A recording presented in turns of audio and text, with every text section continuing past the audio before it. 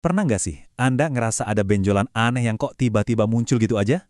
Nah, hari ini kita bakal kupas tuntas soal hernia. Ini kondisi yang sebenarnya cukup umum, tapi sering banget diabaikan.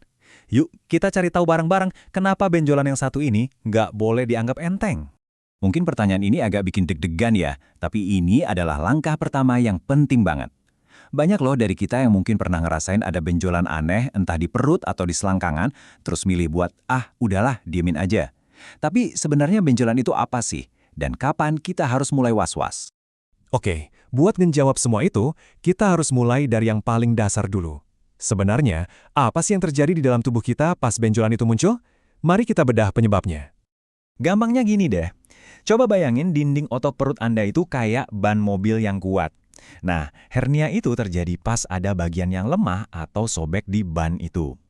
Akibatnya, ban dalamnya, dalam hal ini organ kayak usus, jadi menonjol keluar.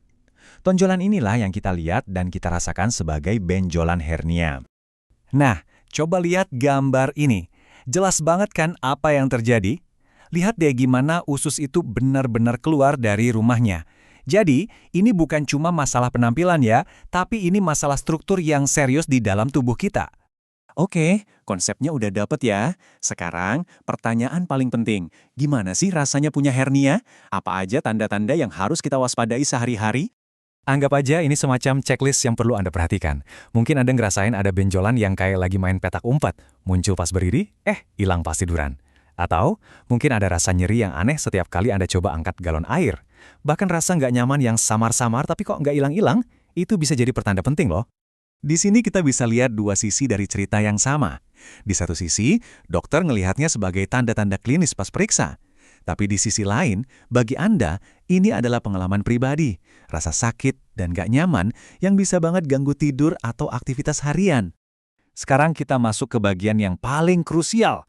Mungkin ada yang mikir, ini kan cuma benjolan kecil. Tapi apa yang terjadi kalau kita terus-terusan menunda? Yuk kita bahas risiko nyatanya kalau hernia dibiarin gitu aja. Hernia itu bukan masalah yang bakal hilang sendiri. Seiring waktu, yang tadinya cuma rasa nggak nyaman sedikit, bisa jadi benjolan yang makin besar dan rasa sakit yang makin parah. Dan puncaknya, ada risiko komplikasi yang sangat-sangat serius. Nah, ini dia skenario terburuknya hernia strangulata. Coba bayangkan usus yang menonjol itu kejepit kencang banget di celah otot, persis kayak selang air yang keinjek. Aliran darah ke bagian usus itu bisa berhenti total. Ini adalah kondisi darurat medis yang mengancam nyawa dan butuh penanganan secepat kilat. Setelah tahu risikonya, sekarang waktunya kita yang pegang kendali. Jangan nunggu sampai kepepet. Kapan sih tepatnya kita harus angkat telepon dan bikin janji sama dokter? Ini dia tanda-tandanya.